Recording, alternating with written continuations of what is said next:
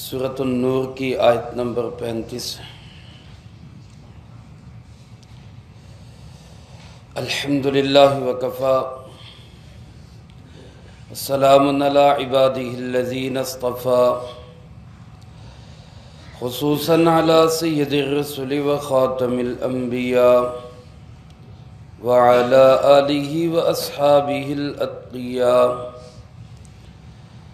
اما بعد فاعوذ باللہ من الشیطان الرجیم بسم اللہ الرحمن الرحیم اللہ نور السماوات والارض مثل نورہ کمشکاة فیہا مصباح المصباح فی زجاجہ الزجاجة كأنها كوكب دري يوقد من شجرة مباركة زيتونة لا شرقية ولا غربية يكاد زيتها يضيء ولو لم تمسسه نار نور على نور يهدي الله لنوره من يشاء ويضرب الله الأمثال للناس والله بكل شيء عليم۔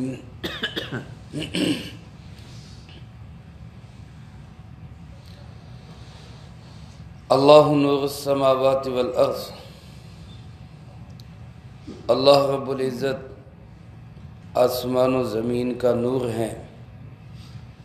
مثل نورہ کمشکاۃ، اس کے نور کی مثال ایسے ہے جیسے کوئی تاکچہ ہو، فیہا مصباح، جس میں چراغ رکھا ہو، المصباح فی زجاجہ، اور وہ چراغ شیشے کی قندیل میں ہو، الزجاجۃ کأنہا کوکب دری، اور وہ قندیل ایسے ہو جیسے کوئی چمکدار ستارہ، یوقد من شجرۃ مبارکہ، وہ چراغ روشن کیا جاتا ہے ایک مبارک درخت سے، زیتونۃ، جو زیتون ہے، لا شرقیۃ ولا غربیہ، نہ وہ مشرقی ہے نہ مغربی ہے، یکاد زیتھا یضیء، قریب ہے کہ اس کا تیل بھڑک اٹھے، ولو لم تمسسہ نار، اگرچہ اس کو آگ نہ بھی چھوئے، نور علی نور، یہ نور پر نور ہے، یہدی اللہ لنورہ من یشاء، اللہ اپنے نور کے لیے ہدایت دیتا ہے جس کو چاہتا ہے، وَيَضْرِبُ اللَّهُ الْأَمْثَالَ لِلنَّاسِ، اور اللہ بیان کرتے ہیں مثالیں لوگوں کے لیے، وَاللَّهُ بِكُلِّ شَيْءٍ عَلِيمٌ، اور اللہ ہر چیز کو جاننے والے ہیں۔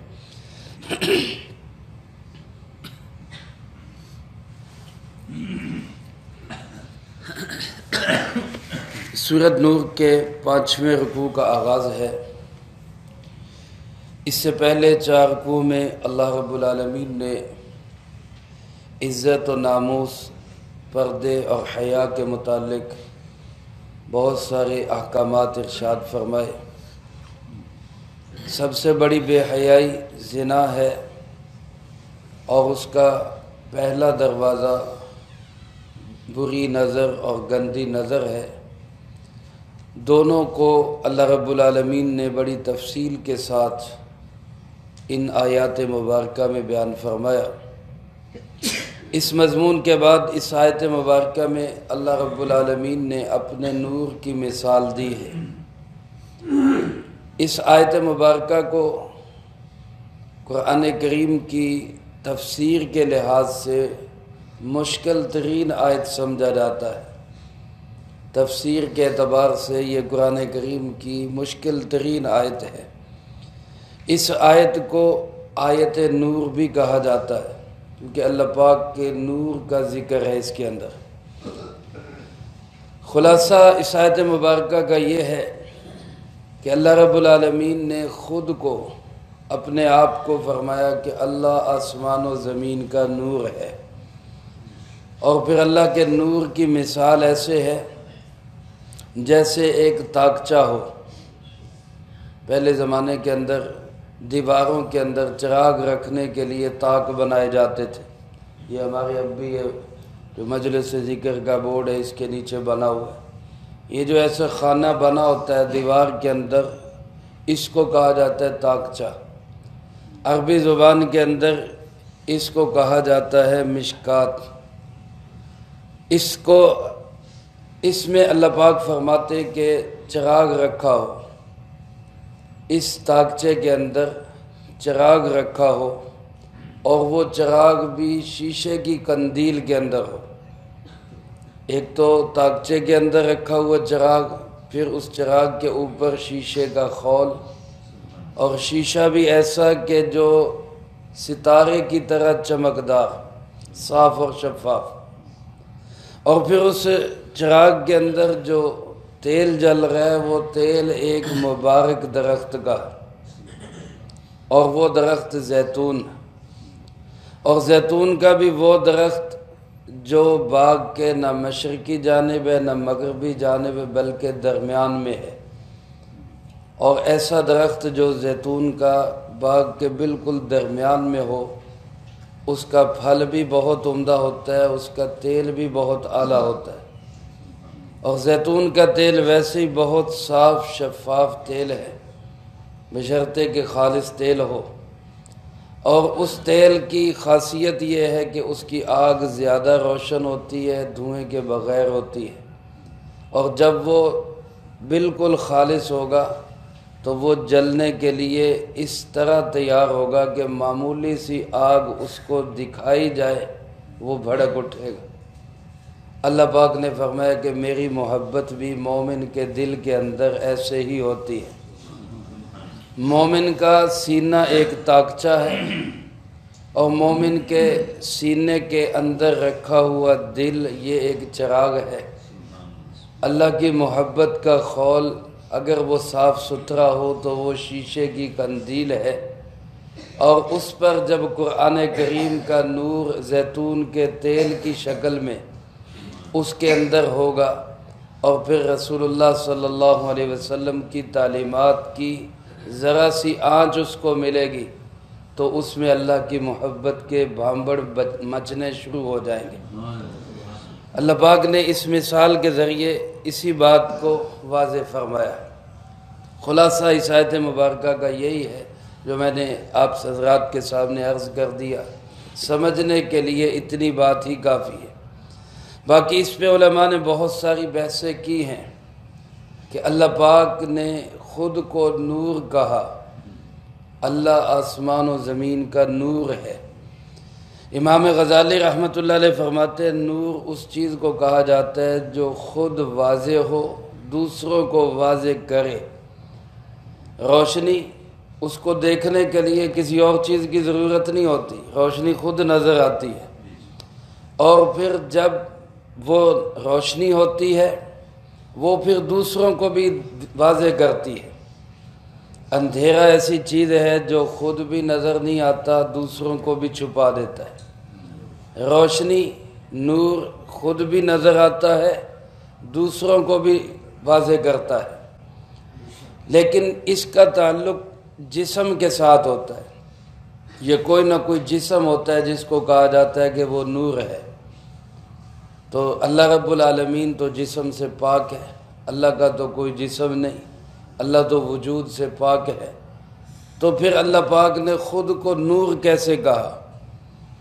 اس لیے علماء نے اس نور کے مطلب مختلف بیان کیے ہیں۔ شاہ رفیع الدین رحمۃ اللہ علیہ نے اپنی تفسیر میں 25 کے قریب اقوال نقل کیے ہیں۔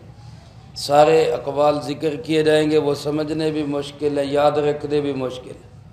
میں صرف 3 قول جو ہیں اس کے متعلق مفسرین کرام رحمہم اللہ کے وہ عرض کر دیتا ہوں۔ ایک قول امام غزالی رحمۃ اللہ علیہ کا اپنا ہی ہے، وہ فرماتے ہیں نور سے مراد منور ہے۔ اللہ رب العالمین نور ہے آسمان و زمین کا، مطلب کیا کہ اللہ آسمان و زمین کو روشن کرنے والا ہے، اللہ کے ذریعے روشنی اللہ پاک روشن کر رہا ہے۔ سورج بھی نور ہے، چاند بھی نور ہے، قرآن پاک بھی نور ہے، جناب محمد کریم صلی اللہ علیہ وسلم بھی نور ہے، اور دنیا کے اندر بہت ساری چیزیں جن کو اللہ پاک نے نور قرار دیا، لیکن خود اللہ کی ذات نور، تو اللہ ان سارے نوروں کو منور کرنے والا ہے۔ قرآن کو نور بھی کس نے بنایا؟ اللہ رب العالمین۔ جناب محمد کریم صلی اللہ علیہ وسلم کو بھی نور کس نے بنایا؟ اللہ رب العالمین۔ آپ کی بیٹیوں کو بھی نور کس نے بنایا؟ اللہ رب العالمین۔ حضرت عثمان رضی اللہ تعالیٰ عنہ کا لقب کیا ہے؟ ایک تو غنی ہے، ایک ذو النورین۔ ان کو ذو النورین کیوں کہا جاتا ہے؟ کہ ان کے گھر میں اللہ کے محبوب صلی اللہ علیہ وسلم کی 2 بیٹیاں آئیں، یک کے بعد دیگرے۔ پہلے حضرت رقیہ رضی اللہ تعالیٰ عنہ سے نکاح ہوا، بدر کے موقع پہ ان کا انتقال ہو گیا، تو ان کے انتقال کے بعد پھر آپ صلی اللہ علیہ وسلم نے اپنی دوسری بیٹی حضرت ام کلثوم رضی اللہ تعالیٰ عنہ، جو نمبر کے لحاظ سے آپ کی تیسری بیٹی تھی، آپ صلی اللہ علیہ وسلم نے ان کا نکاح بھی حضرت عثمان سے فرمایا۔ اور پھر یہ بھی آپ صلی اللہ علیہ وسلم کی حیات میں ہی انتقال فرما گئی، حضرت عثمان کی حیات میں ان کا بھی انتقال ہو گیا۔ آپ صلی اللہ علیہ وسلم نے اس موقع پہ ارشاد فرمایا، بعض روایات میں کہ میری 40 بیٹیاں ہوتی تو میں ایک ایک کر کے عثمان کے نکاح میں دے دیتا۔ عثمان اتنا پیارا داماد ہے، لیکن چونکہ اب بیٹی باقی کوئی نہیں بچی تھی، حضرت فاطمہ رضی اللہ تعالیٰ عنہ کا نکاح بھی حضرت علی سے ہو چکا تھا، تو 2 بیٹیاں حضرت عثمان کے نکاح میں آئیں، اس لیے ان کو کیا کہا جاتا ہے؟ ذو النورین۔ جس نبی کی بیٹیاں نور ہیں وہ نبی نور کیسے نہیں ہوگا؟ جب آپ صلی اللہ علیہ وسلم خود روزانہ فجر کے لیے نکلتے تو آپ صلی اللہ علیہ وسلم دعا فرمایا کرتے تھے، اللہم اجعلنی نورا، اے اللہ مجھے نور عطا فرما، اور پھر ایک ایک عضو کا نام لے کے، اللہ میری آنکھوں میں نور عطا فرما، اے اللہ میری پیشانی میں نور عطا فرما، اے اللہ میرے جسم میں نور عطا فرما۔ جب آپ صلی اللہ علیہ وسلم نے مانگا تو کیا اللہ نے دیا نہیں ہوگا؟ اس لیے جناب محمد کریم صلی اللہ علیہ وسلم بھی نور، قرآن پاک بھی نور، سورج بھی نور، چاند بھی نور، ان ساری چیزوں کو نور دینے والا کون؟ اللہ رب العالمین۔ اللہ پاک منور ہے۔ نور کا معنی ایک کیا ہے؟ منور، اور دوسرا معنی جو حضرت عبداللہ ابن عباس رضی اللہ تعالیٰ عنہ اور دیگر ائمہ تفسیر نے فرمایا وہ ہے ہادی۔ نور کا معنی ہادی، اللہ آسمان و زمین کو ہدایت دینے والا ہے، کیونکہ نور سے راستہ پتہ چلتا ہے، روشنی ہو تو راستہ نظر آتا ہے، اور راستہ دکھانے والے کو کیا کہا جاتا ہے؟ ہادی۔ اس لیے نور کا معنی یہاں پہ اللہ آسمان و زمین کو ہدایت دینے والا ہے۔ اور تیسرا معنی بعض علماء نے لکھا ہے نور کا موجد۔ موجد کا معنی بنانے والا، یا نور کا مطلب یہ ہے کہ سب چیزیں اندھیرے میں تھی، یعنی نہیں تھی، نہ ہونا یہ خود ایک اندھیرا ہے۔ کوئی بھی چیز نہیں تھی، آسمان نہیں تھا، زمین نہیں تھی، سورج نہیں تھا، چاند نہیں تھا، انسان نہیں تھا، کوئی مخلوق نہیں تھی، تو ساری مخلوقات کو وجود کس نے دیا؟ اللہ رب العالمین۔ تو نہ ہونا یہ ایک اندھیرا اور وجود دینا یہ ایک روشنی۔ تو نور سے مراد یہ کہ اللہ سارے آسمانوں زمینوں کو بنانے والا ہے۔ تو نور کے 3 معنی میں نے آپ کو بتلایا، ایک منور روشن کرنے والا، ایک معنی ہادی ہدایت دینے والا، ایک معنی موجد پیدا کرنے والا۔ اللہ رب العالمین ساری کائنات کو نور دینے والا، اللہ رب العالمین ساری کائنات کو روشن کرنے والا، اللہ پاک ہی ساری کائنات کو عدم سے وجود میں لانے والا، اللہ رب العالمین ہی ساری کائنات کو سنبھالنے والا ہے۔ اللہ پاک نے اپنے نور کی مثال دی کہ وہ ایسے ہے، مثل نورہ کمشکات، اللہ کا نور ایسے ہے جیسے ایک مشکات یعنی ایک تاکچہ ہو۔ اب بعض حضرات تو فرماتے ہیں کہ یہ جو مثال اللہ پاک نے دی ہے یہ ہر مسلمان کے دل کی دی ہے، جس کا خلاصہ میں عرض کر چکا ہوں۔ اور بعض حضرات فرماتے ہیں کہ یہ خاص طور پہ اللہ نے جو مثال بیان کی ہے یہ قلب اطہر جناب محمد کریم صلی اللہ علیہ وسلم کے دل کی مثال دی ہے کہ آپ صلی اللہ علیہ وسلم کا قلب مبارک ایسا ہے جیسے ایک تاکچہ ہو، فیہا مصباح، اس تاکچے میں وہ چراغ رکھا ہوا، اور المصباح فی زجاجہ، رسول اللہ صلی اللہ علیہ وسلم کا دل جو ایک چراغ جیسا ہے وہ شیشے کی قندیل میں ہے، اور الزجاجۃ کأنہا کوکب دری، اور وہ شیشے کی قندیل اتنی صاف ستھری ہے گویا کہ وہ ایک چمکدار ستارہ ہے، صاف ستھرا شیشہ۔ اب اور اس چراغ کے اندر جو تیل ہے یوقد من شجرۃ مبارکہ، اس کو ایک مبارک درخت سے روشن کیا جاتا ہے، یعنی اس کے پھل کے تیل سے، اور وہ مبارک درخت کون سا ہے؟ وہ زیتون ہے۔ حدیث پاک میں رسول اللہ صلی اللہ علیہ وسلم نے زیتون کے بڑے فضائل ارشاد فرمائے۔ آپ نے فرمایا کلوا الزیت وادہنوا بہ، زیتون کا تیل کھایا بھی کرو اور اس کا جسم پہ اس کو لگایا بھی کرو، اس کی مالش بھی کیا کرو۔ اس میں بہت سارے فوائد ہیں، یہ کھانے کے اندر بھی استعمال ہوتا ہے، یہ جسم کو مالش کرنے میں بھی استعمال ہوتا ہے، سر پہ لگانے میں بھی استعمال ہوتا ہے، آنکھوں کو خاص طور پہ روشن کرتا ہے، اگر آنکھوں پلکوں پہ لگایا جائے تو آنکھوں کو بینائی اور روشنی میں تیزی دیتا ہے، تو اس کو ہمیں اپنے استعمال میں لانا چاہیے۔ اس کی مثال خاص طور پہ اس لیے دی کہ یہ آگ بھی بڑی جلدی پکڑتا ہے، چراغ میں اس کو جلایا جائے تو بڑی جلدی آگ پکڑتا ہے۔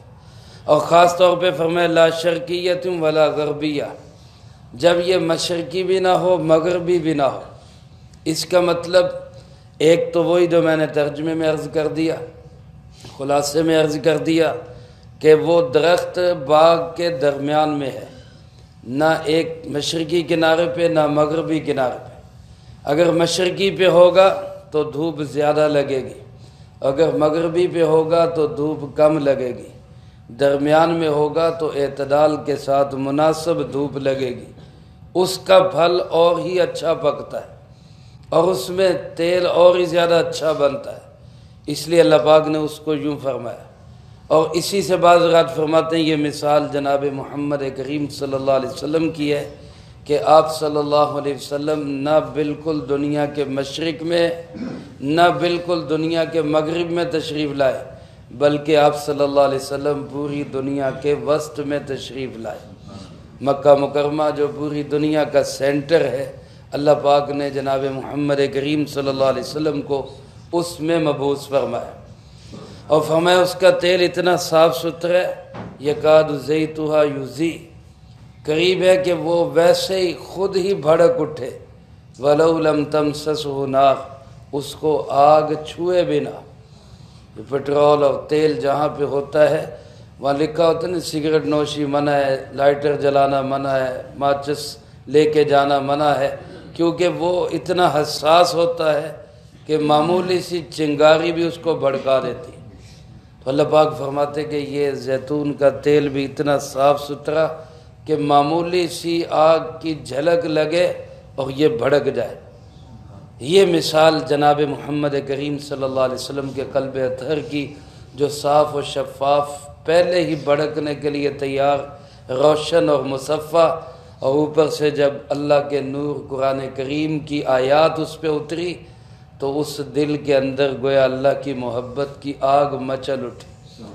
اب میرے محترم دوستو، جو جناب محمد کریم صلی اللہ علیہ وسلم سے جتنا قریب ہوگا اس کے دل کے اندر اللہ کے نور کی روشنی اور اللہ کی محبت کی آگ اتنی ہی تیز جلے گی۔ اللہ ہم سب کو اپنی محبت نصیب فرمائے۔ یا علماء نے ایک دو باتیں اور بھی لکھی کہ اللہ پاک نے اپنے نور کی مثال چراغ سے کیوں دی؟ چراغ سے کیوں دی؟ سورج سے کیوں نہیں دی؟ حالانکہ سورج تو زیادہ روشن ہے اور چراغ کم روشن ہے اس کے اعتبار سے۔ اس کی وجہ کیا ہے؟ تو ایک دو وجہ بڑی خوبصورت اور بڑی عجیب اور اچھی وہ میں عرض کر دیتا ہوں۔ ایک علماء نے وجہ یہ لکھی ہے کہ سورج روشنی دیتا ہے نیچے زمین کی طرف، سورج اوپر ہے، روشنی زمین کو دے رہا ہے، یعنی سورج کا رخ کس طرف کو ہے؟ نیچے کی طرف ہے۔ اور جو چراغ ہوتا ہے یہ روشنی دیتا ہے لیکن اس کا رخ کس طرف کو ہوتا ہے؟ اوپر کی طرف۔ تو اللہ نے اس کی مثال اس طرح یوں ارشاد فرمائی کہ مومن کا دل چراغ جیسا ہے، جب اس کے دل میں اللہ کی محبت آتی تو یہ اوپر کو جاتا ہے، یہ پھر اللہ کی طرف جاتا ہے، یہ پھر بلندیوں کی طرف جاتا ہے، یہ پستیوں کی طرف نہیں جاتا۔ دنیا میں بظاہر بہت ساری چیزیں ایسی ہیں جو اس سے زیادہ روشن ہے، یہ چراغ سے زیادہ ان کی روشنی ہے، لیکن ان سب کا رخ نیچے کی طرف ہوگا، ذلت کی طرف ہوگا، وہ گہرائی کی طرف جائیں گے، پستی کی طرف جائیں گے۔ لیکن جس کا رخ سیدھا ہوگا، قرآن کریم کی طرف ہوگا، اللہ اس کے محبوب صلی اللہ علیہ وسلم کی طرف ہوگا، اس کی روشنی بے شک کم ہوگی لیکن وہ ترقی کی طرف جائے گا، وہ بلندیوں کی طرف جائے گا، وہ اللہ کی معرفت کی طرف جائے گا۔ اور دوسری بات بعض علماء نے یہ لکھی ہے کہ سورج تو ہر عام اور خاص کو روشنی دیتا ہے، اپنے کو بھی روشنی دیتا ہے، پرائے کو بھی روشنی دیتا ہے، کافر کو بھی روشنی دیتا ہے، مسلمان کو بھی روشنی دیتا ہے۔ لیکن چراغ جو جلایا جاتا ہے وہ اپنے خاص لوگوں کے لیے جلایا جاتا ہے، خاص طور پہ جب اس میں زیتون کا تیل یا کوئی اچھا تیل ڈالنا ہو تو پھر بڑی محبت والے اور خاص آدمی کے لیے ایسے چراغ کو روشن کیا جاتا ہے۔ تو اللہ پاک نے چراغ سے مثال اس لیے دی کہ مومن کے دل میں جب اللہ کی محبت آتی ہے تو پھر یہ اللہ کا خاص بندہ بن جاتا ہے، یہ پھر عام انسان نہیں رہتا، یہ اس چراغ کی طرح جو خاص لوگوں کے لیے جلایا جاتا ہے یہ بھی خاص ہو جاتا ہے۔ اور پھر میرے دوستو، ہر مسلمان بلکہ ہر انسان جب دنیا میں آتا ہے تو اس کے دل کے اندر اللہ پاک نے نور ہدایت رکھا ہوتا ہے۔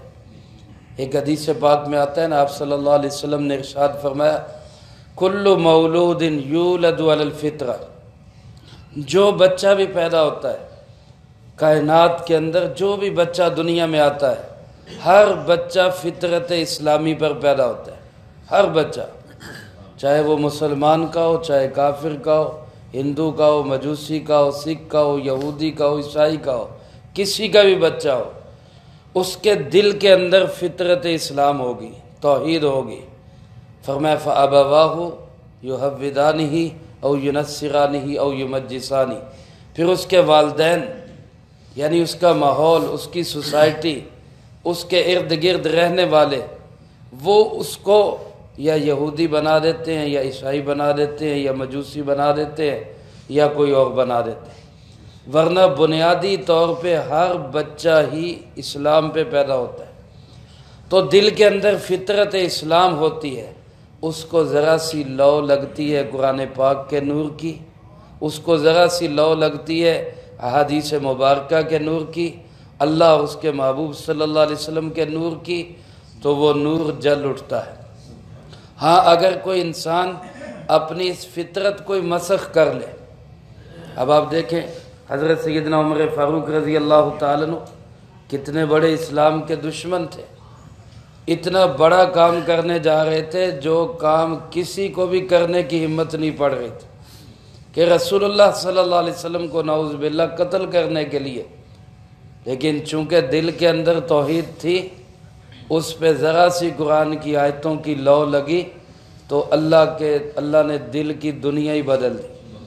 وہ دل جو کفر اور شرک سے بھرا ہوا تھا وہ توحید اور سنت سے بھر گیا۔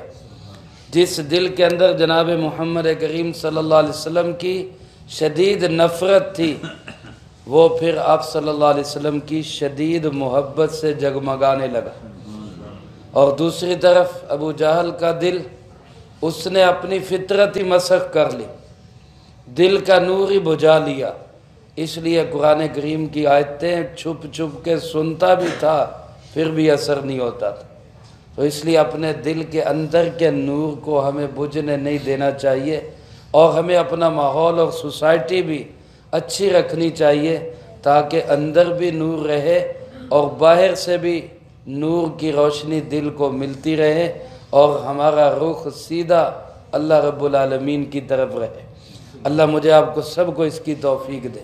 اسی کو اللہ پاک نے فرمایا نور علی نور، ایک نور انسان کے اندر ہے اور ایک نور باہر سے قرآن کریم، حدیث مبارک، اللہ کا نور، جناب محمد کریم صلی اللہ علیہ وسلم کا نور، یہ دونوں ملتے ہیں تو دل کے اندر ایک اللہ کی محبت کی آگ جاگ اٹھتی۔ فرمایا یہد اللہ لنورہ من یشاء، اللہ اپنے نور کے لیے جس کو چاہتے ہیں انتخاب کر لیتے ہیں، جس کو چاہتے اللہ ہدایت دے دیتے۔ اللہ سے مانگتے بھی رہنا چاہیے۔ بعض دفعہ ایسا ہوتا ہے کہ اللہ ہدایت کا نور دے کر پھر چھین لیتے، اللہ ہماری اس سے حفاظت فرمائے۔ یہ اس وقت ہوتا ہے جب بندہ خود کو کچھ سمجھنے لگ جاتے ہیں۔ آپ صلی اللہ علیہ وسلم کے ایک صحابی تھے جن کو یہ مقام بھی حاصل تھا کہ وہ صحابی بھی تھے، کاتب وحی بھی تھے، وحی لکھا کرتے تھے۔ اب اندازہ کریں کتنا بڑا مقام ہے، یعنی رسول اللہ صلی اللہ علیہ وسلم کے منشی تھے، آپ صلی اللہ علیہ وسلم کے سیکٹری تھے، آپ پہ وحی اترتی، آپ لکھواتے، وہ لکھا کرتے تھے۔ اتنا بڑا مقام صحابی رسول، کاتب وحی۔ لیکن ہوا کیا، ایک دفعہ جناب نبی پاک صلی اللہ علیہ وسلم پہ آیات نازل ہوئی، اسی پارے کے شروع کی، 18ویں پارے کے شروع کی، سورۃ المومنون۔ اس میں اللہ پاک نے انسان کی تخلیق کا ذکر کیا، ثم خلقنا النطفۃ علقۃ فخلقنا العلقۃ مضغۃ فخلقنا المضغۃ عظاما فکسونا العظام لحما ثم انشأناہ خلقا آخر، کہ ہم نے انسان کو کیسے بنایا، پہلے کیا بنا، پھر کیا بنا، پھر کیا بنا، پھر کیا بنا، پھر ہم نے ہڈیاں چڑھائیں، پھر گوشت چڑھایا، پھر کھال چڑھائی، پھر ہم نے اس کو خوبصورت انسان بنا دیا۔ جب یہ اللہ نے بیان فرمایا تو اس کی زبان سے بے اختیار نکلا، اس لکھنے والے کی زبان سے، فتبارک اللہ احسن الخالقین، اللہ بڑی برکتوں والا، بڑے خوبصورت پیدا کرنے والا ہے۔ یہ جملہ اس کی زبان سے نکلا۔ آگے اللہ کی شان وحی میں بھی یہی جملہ تھا، قرآن کریم میں بھی یہی جملہ ہے، فتبارک اللہ احسن الخالقین۔ آپ نے فرمایا یہ بھی لکھو، یہ بھی وحی کا حصہ ہے۔ اب اس پہ اللہ کا شکر ادا کرنا چاہیے تھا کہ جو اللہ کا قرآن ہے وہ میری زبان سے بھی نکل گیا، لیکن شیطان نے اس کے دل میں کیا ڈالا، واہ بھائی واہ، تو خود قرآن بنا سکتا ہے، تو بڑی چیز ہے کوئی۔ اب دل میں یہ بات آئی تو ایمان کا نور ہی بجھ گیا، ایمان کا نور ہی ختم ہو گیا، صحابیت کے مقام سے بھی گیا، نعوذ باللہ مرتد ہو گیا۔ پھر علماء نے لکھا ہے پتہ نہیں بعد میں حضرت ابو بکر یا حضرت عمر کے دور میں جا کے پھر کہیں دوبارہ توبہ کی توفیق ہوئی، پھر اسلام میں آئے، ورنہ رسول اللہ صلی اللہ علیہ وسلم کی صحبت سے بھی دور ہو گئے۔ تو اس لیے جب انسان خود کو یہ سمجھنے لگ جاتا ہے کہ میں بڑی چیز ہوں، میں بہت کچھ جانتا ہوں، تو پھر اس کے ایمان کا ستیہ ناس ہو جاتا ہے۔ اس لیے ہمیں جہاں پہ بھی ہے، جس مقام پہ بھی ہے، اللہ سے ڈرتے رہنا چاہیے، کیونکہ یہ ہدایت کا نور ہمیں کس نے دیا ہے؟ یہد اللہ لنورہ من یشاء، اللہ اپنا نور جس کو چاہتا ہے دے دیتا ہے۔ وہ چاہے تو کافر کو ایمان کا نور دے دے، اور وہ چاہے تو مومن سے ایمان کا نور چھین لے۔ اس لیے ڈرتے بھی رہنا چاہیے، اللہ سے مانگتے بھی رہنا چاہیے، ایسے ماحول کو بھی اختیار کرتے رہنا چاہیے جو ایمان والا ماحول ہو، دین والا ماحول ہو۔ یہ جو درس قرآن ہے یہ ایک ایمان کا بہترین ماحول ہے۔ سارے کے سارا نور اور ہدایت ہمیں کہاں سے ملے گا؟ وہ قرآن کریم سے ملے گا، رسول اللہ صلی اللہ علیہ وسلم سے ملے گا۔ تو اس لیے ذوق و شوق اور محبت کے ساتھ اور توجہ دھیان اور بشاشت کے ساتھ ہم خود بھی اس کو سنا کریں، دوسرے دوست احباب کو بھی دعوت دیں۔ اللہ پاک ہم سب کو قرآن پاک کا نور نصیب فرمائے، رسول اللہ صلی اللہ علیہ وسلم کا نور نصیب فرمائے۔ اللہ فرماتے وَيَضْرِبُ اللَّهُ الْأَمْثَالَ لِلنَّاسِ، اللہ لوگوں کے لیے مثالیں بیان کرتے ہیں۔ یہ بھی اللہ کی کتنی بڑی کرم نوازی۔ میرا آپ کا کوئی ملازم ہونا، ہمارا حالانکہ وہ ملازم ہے، ہمارا بندہ نہیں ہے، ہم نے اس کو بنایا نہیں، ہم اس کے خالق نہیں ہیں، ہم اس کے رازق نہیں ہیں، صرف کیا ہے کہ وہ ہمارے پاس نوکری کرتا ہے۔ ہم اس کو 1 2 4 دفعہ کوئی بات سمجھائیں گے، وہ پھر غلطی کرے گا تو کیا کہیں گے؟ وہ جا میاں تیری تے گل خانے چ پیندی نہیں، نکلے تو چل میں اور کوئی رکھ لیں۔ 1 دفعہ 2 دفعہ سمجھا کے کیا کہیں گے؟ تینوں 36 باری سمجھایا، سمجھ نہیں آتی۔ لیکن اللہ کی ذات جو ہمارا مالک بھی ہے، خالق بھی ہے، ہمیں پیدا بھی اس نے کیا، رزق بھی وہ دیتا ہے، وہ 1 دفعہ نہیں، قرآن کریم میں سینکڑوں دفعہ ہمیں سمجھاتا ہے، سینکڑوں دفعہ۔ یہ مثال سمجھ لو، اس مثال سے سمجھ لو، اس مثال سے سمجھ لو۔ ہے کوئی اللہ جیسا رحیم و کریم؟ حالانکہ وہ چاہے تو گچی سے پکڑ کے بھی ہمیں چلا سکتا ہے، ہمیں مجبور کر کے بھی چلا سکتا ہے، لیکن وہ کیسے چلاتا ہے؟ وہ سمجھا کے چلاتا ہے۔ یہ دلیل کی قوت ہے، یہ ہے بات کہ اسلام وہ اپنی دلیل سے پھیلا ہے، اسلام تلوار سے نہیں پھیلا۔ لوگ سمجھتے ہیں اسلام زبردستی سے پھیلا ہے، طاقت سے پھیلا ہے، نہیں، اسلام تو اپنے دلائل سے پھیلا ہے۔ رسول اللہ صلی اللہ علیہ وسلم نے سمجھایا لوگوں کو، دلیل دی ہے، اس دلیل کی مضبوطی سے اسلام پھیلا۔ اللہ فرماتے ہیں واللہ بکل شیء علیم، ہر چیز کا علم کس کے پاس ہے؟ اللہ کے پاس۔ پوری کائنات میں سب سے بڑا علم اللہ رب العزت کا علم ہے، وہ سب کچھ جاننے والا ہے۔ اللہ مجھے آپ کو سب کو اپنی ذات کا حقیقی تعلق اور اپنی محبت اور نور ایمان نصیب فرمائے۔ جو کہا سنا اس کو زندگی میں لا کے دوسروں تک پہنچانے کی توفیق عطا فرمائے۔